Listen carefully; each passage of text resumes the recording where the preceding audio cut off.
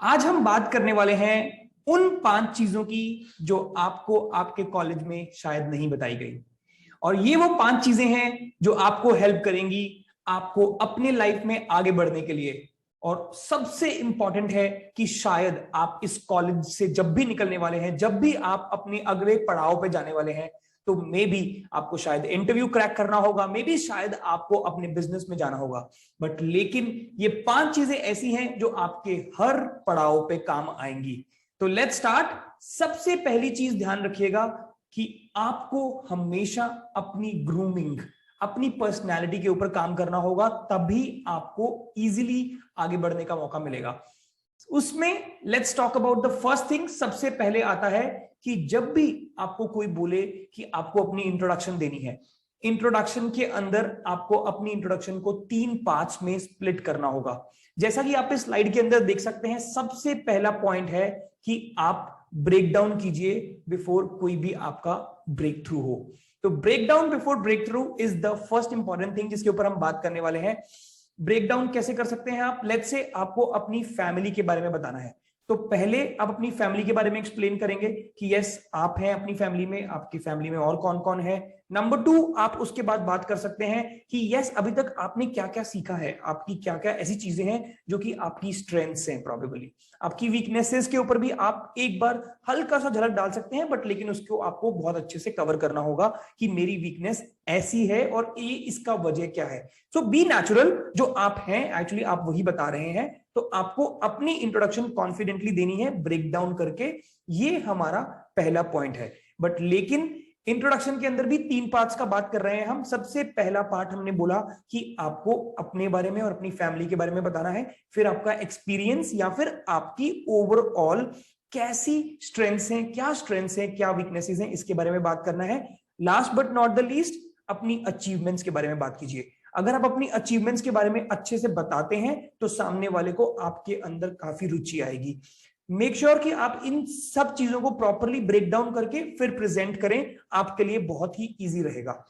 Number two point, इन जो आपके college में शायद आपको नहीं सिखाया गया हो, मैं ऐसा नहीं कह रहा हूं कि आपके हर किसी के केस में ऐसा नहीं होता है, बट लेकिन कुछ कॉलेजेस में ये सब चीजें नहीं बताई जाती हैं, इसलिए आपके लिए बहुत इंपॉर्टेंट है, इसको अपने दिमाग में रखिएगा।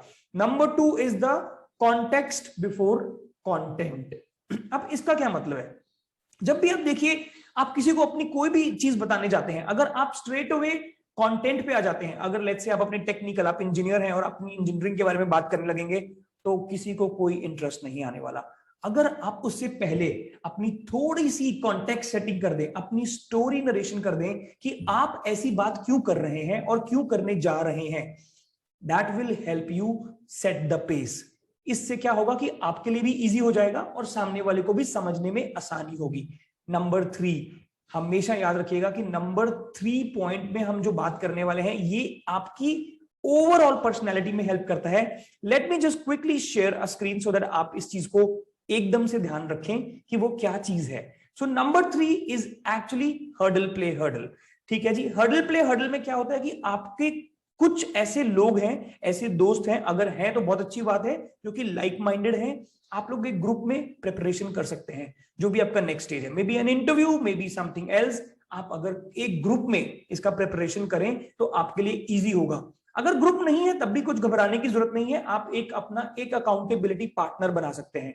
उस पार्टनर के साथ आप इन जनरल डिस्कशन कीजिए कि मेरी वीकनेसेस ये हैं और मुझे इसके ऊपर काम करना है। अगर आप इंटरव्यू के लिए जा रहे हैं तो आप तब भी हैंडशेक कीजिए और सेट कीजिए टाइम कि मुझे इस वक्त ये चीज का तैयारी करना है और मुझे इसके ऊपर यहां पे वर्कआउट करना है। सिमिलरली आप अपने लिए नहीं, उनके लिए भी यही सेम चीज करेंगे ताकि आप हैंड इन हैंड चल सके। अगर आप ये ग्रुप में नहीं कर पा रहे हैं तो यहाँ पे एक नंबर 4 पॉइंट है जो आपको हमेशा ध्यान रखना है, जिसका नाम है सेल्फ करेक्शन। अगर आप सेल्फ करेक्शन में बिलीव नहीं करते हैं तो वो मैं आपको बता देता हूं कि मेरे लिए सेल्फ करेक्शन बहुत अच्छे से काम किया। जब मैं अपनी इंटरव्यूज क्रैक करने के लिए जाता था तो मैं मिरर के सामने खड़े होकर बहुत प्रैक्टिस करता था। एंड अभी तो आज की डेट में आपके पास कैमरा है, फोन है, सारी डिवाइसेस हैं। अगर आप वो यूज करें और उसके सामने अपने आप को प्रैक्टिस करें बार बार, वन आफ्टर अनदर, तो आप अपनी स्पीच में काफी बेहतर हो सकते हैं और आपको ये चीज काफी मदद करने वाली है when you grow and move forward. ये था हमारा आज का number 4th point, right. Now we come down to the 5th point. Sequence में मत जाइएगा, ध्यान रखिएगा कि ये 5 पॉइंट हैं जो सबसे ज्यादा इंपॉर्टेंट है। Slow down and then speed up.